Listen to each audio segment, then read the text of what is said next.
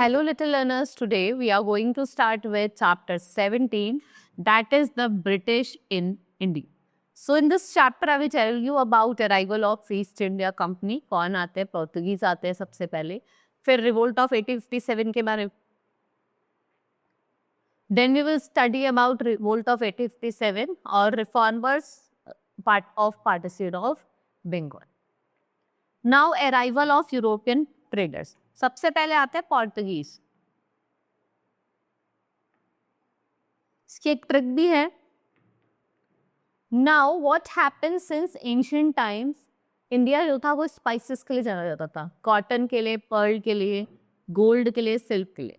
जो अरब थे, अरब सेलर्स थे, what they did, they crossed Arabian Sea where they first to trade in India. In 1498, Vasco da Gama, an explorer from Portugal, discovered the direct sea route from Europe to India by sailing around Africa. ठीक है. जो अरब sailors थे उन्होंने क्या करा, उन्होंने Arabian सी को cross करा and they started trade for the first time in India.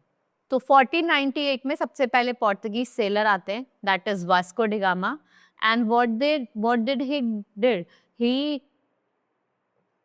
he found a direct sea route from Europe to India, right?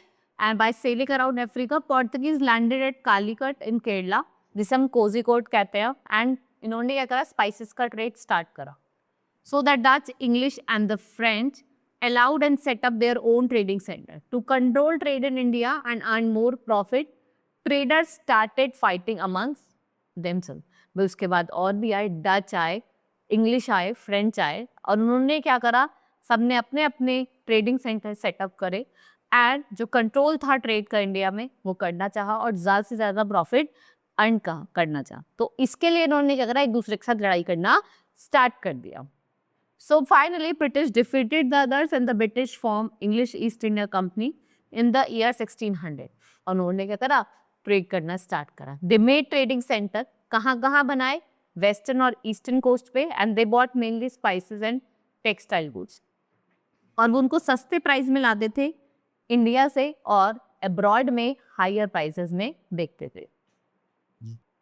Now British control as the Mughal emperor Jahangir, what he did, he allowed British emperor to establish their trading center in India. Jahangir क्या करते हैं, Britishers को allow कर देते हैं कि आप अपना ट्रेडिंग सेंटर सेटअप कर सकते हैं इंडिया में. So what happened, they set up large warehouses, ठीक है, जिसमें वो अपने गुड्स को स्टोर करते थे. वेयर हाउसेस करें, right. And the first centre जो था वो कब कहाँ सेटअप हुआ था, सूरत में. और कब हुआ था, 1608 में. फॉलोड बाय फिर Chennai, Kolkata, Mumbai and few cities जैसे बिहार और बंगाल के. धीरे धीरे क्या हो रहा था, जो पॉलिटिकल कंडीशन थी या सिचुएशन थी इंडिया की वो वीक होती जा रही थी. Then they gave the opportunity to the British to build forts and set up the armies in the trading centre. तो उन्होंने उनको अपॉर्चुनिटी भी दी ब्रिटिश को कि आप फोर्ट्स बनाए और उसमें अपनी आर्मीज को लगाएं प्रोटेक्शन के लिए. They claim that they were doing so to protect their trading centre. उन्होंने ये भी क्लेम करा कि वो ये सब क्यों कर रहे हैं अपने ट्रेडिंग सेंटर्स को बचाने के लिए. But they were not preparing themselves to establish their rule in India. तो सिराजुद्दौला जो नवाब ऑफ बंगाल थे वो इसके अगेंस्ट थे कि हम इनको अलाउ नहीं करेंगे बिल्डिंग्स फोर्ट्स बनाने के लिए. He insisted that British should demolish their forts. उनको ये भी लगा कि हो सकता है कि ये सब चीज़ बना के जो ब्रिटिशर्स थे वो हमारे फोर्ट्स को डिमोलिश कर देंगे. The British opposed the Nawab and fought war against him. और ब्रिटिश ने क्या करा, अगेंस्ट चले गए नवाब के और उनके साथ लड़ाई करी, जो बैटल ऑफ प्लासी होता है 1757 में, right. And it founded under the leadership of Robert Clive, right. So the British defeated the Nawab and they established British east India company. उन्होंने नवाब को हरा दिया और अपनी British east India company establish कर ली.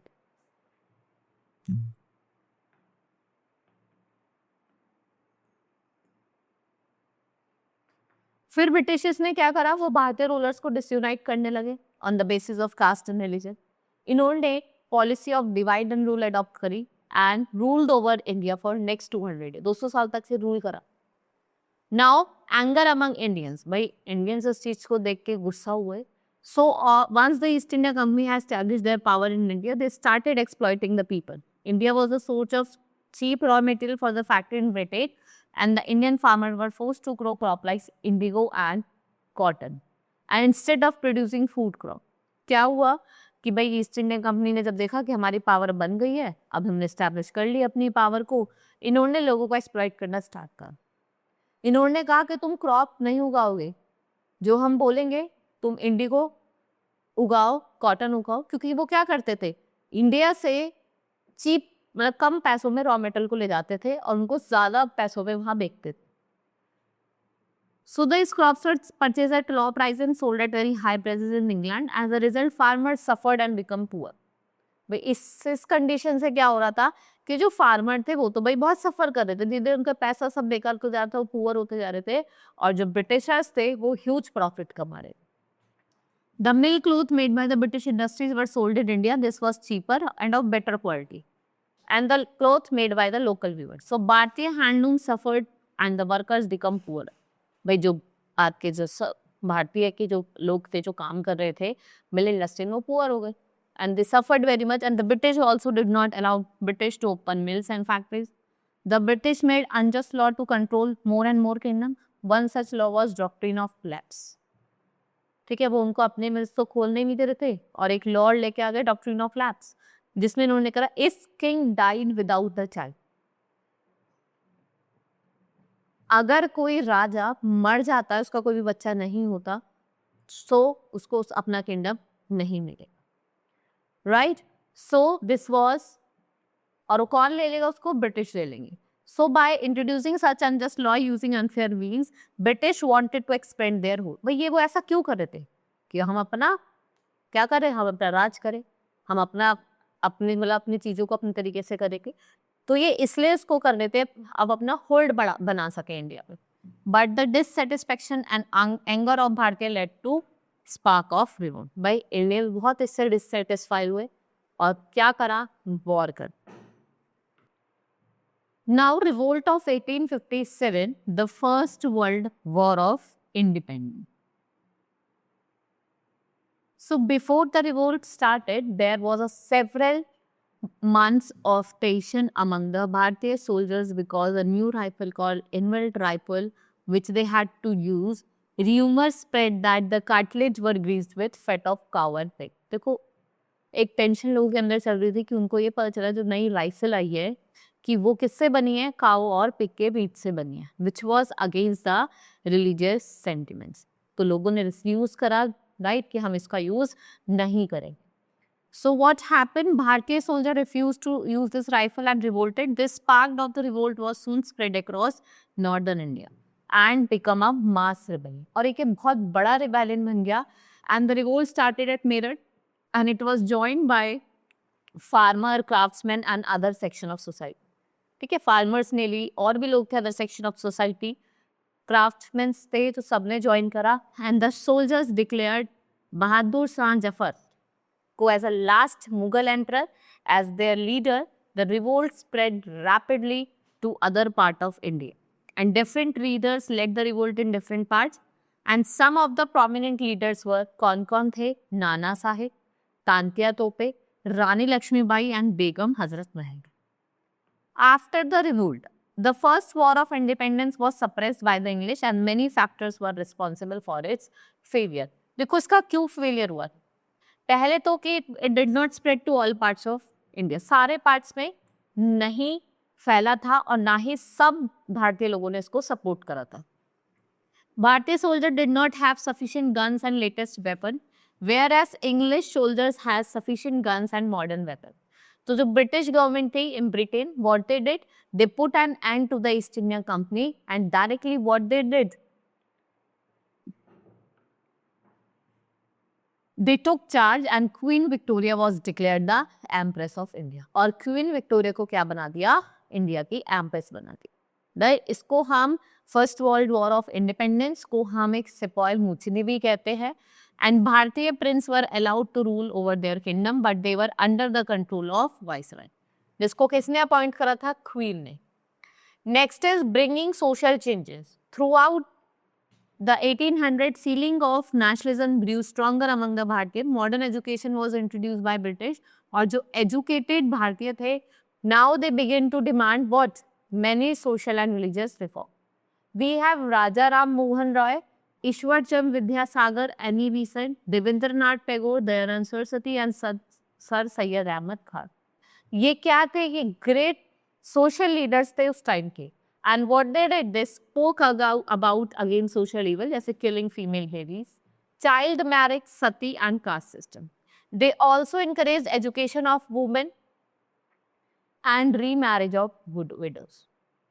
Now, Indian National Congress in 1885, A.O. Hume, he retired civil servant. इन्होंने क्या कहा, जितने भी एजुकेटेड इंडियंस थे उनको हेल्प करा कि आप क्या फॉर्म करो, INC, that is Indian National Congress. So the first session was held in Bombay under the control और presidentship of S C. Banerjee. The session was attended by कितनों 72 delegates ने इस सेशन को अटेंड करा. And the Congress soon spread all over the country. And what it become? It became the voice of the nation. In the annual session, the Congress demanded that Bharatiya should be allowed to manage their own affairs. Most important leader जो थे वो थे दादा भाई Naoroji, S.N. Banerjee, Gopal Krishna Gokhale and Babruddin Tayyab. Their main goal was to win Swaraj or self-rule. Some teachers believed in the method of patience and persuasion. They were called moderates. Then we have Bal Gangadhar Tilak, Bipin Chandra Pal, Lala Lajpat Rai, Bhagat Singh and others. They were against moderate attitude. ये सब किसके against थे? Moderate attitude के. They believed that strong protest against the British was needed to solve their problem. और वो कौन थे? Extremists थे. Bal Gangadhar Tilak tried to inspire the common people and the youth towards and the struggle for freedom. He wrote against the British Raj in the paper Kesari. Paper Kesari में वो लिखता है, and what he declared, freedom is my birthright, कि freedom मेरा birthright है और मैं इसको लेके रहूंगा, and I shall have it. Next come partition of Bengal. फिर क्या होता है? बंगाल का पार्टीशन हो जाता है. So the feeling of nationalism was strengthening in India, this because source of anxiety of our British, and what they adopted the policy of divide in two. और जुलाई 1905 में क्या होता है? बंगाल का पार्टीशन होता है and they announce by the Lord Curzon, और जो वाइसराय थे इंडिया के उस time. So one part of it would be Muslims as a majority और अदर पार्ट क्या होंगे? हिंदूज होंगे as a majority. Inquilab Zindabad means long live the revolution. There is Swadeshi movement and boycott movement. So as at a huge meeting in August 1905, it was decided to boycott British goods. It meant using goods made in India only. The students हैं, women हैं, they joined the movement and they organized procession. And they did not allow people to reach shops which sold foreign goods. कि आप foreign goods वगैरह को नहीं खरीदोगे, and the British could not suppress this movement and they had to abolish the partition of Bengal revolutionary. इन्होंने क्या करा? Abolish करा जो भी रिवॉल्यूशनरीज थे पार्टिसिपेट ऑफ बंगाल की. After the partition of Bengal, जब बंगाल का पार्टीशन हो जाता है, then there were several young भारतीय, they started a more violent means to fight against the British. So they formed a group and fight the British and they were willing to sacrifice their life for the country. और उन्होंने क्या करा? हम अपनी life को भी sacrifice कर देंगे अपनी कंट्री के लिए, and they were called revolutionary. इन्हें हम क्या बोलते हैं? रिवॉल्यूशनरीज बोलते हैं. ये बहुत सारी स्टेट में फैली. फिर आपके बाद औरबिंदो घोष, बोरुन घोष, खुदरिम बोस, चंद्रशेखर आजाद, भगत सिंह, सुखदेव, राजगुरु, हरउधम सिंह, ये सारे इंपॉर्टेंट रिवॉल्यूशनरीज थे. फिर आपका world war first and after की बात करते हैं.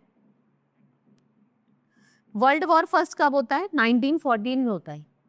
बहुत सारे जो भारतीय है जिन्होंने क्या करा? ब्रिटिश गवर्नमेंट को हेल्प करा वॉर में, and they thought that they will grant freedom to India, which did not happen, and the government made strict law and impose taxes to recover losses they suffered in the war. भाई उन्हें लगा कि हो सकता है कि हाँ भाई हम फ्रीडम ग्रांट कर ले करके, लेकिन ऐसा कुछ भी नहीं हुआ. Government made strict laws, government strict laws बना देती है और टैक्सेस लगा देती है इन लॉस को क्या करने के लिए? जो भी लॉस हुआ है उसको रिकवर करने के. In 1950, Mohandas Karamchand Gandhi, lawyer, return to India after long stay in South Africa. ठीक है, गांधी जी 1950 में वापस आ जाते हैं, राइट, साउथ अफ्रीका से, एंड ही शोड भारतीय new way of fighting against injustice. और नया तरीका दिखाते हैं इंडियंस को फाइट करने के लिए against injustice. He believe that there is always peaceful way of doing this. वो कहते हैं कि हमेशा शांतिपूर्वक करो, लड़ाई झगड़े से कुछ नहीं होगा. He took over leadership of independence movement. ठीक है, और वो क्या करते हैं, लीडरशिप ले लेते हैं. Right, so this was all in this chapter. Further about INC we will study in the next chapter. Now our chapter has been completed. Hope you understood. Now we'll meet in the next class. Thank you.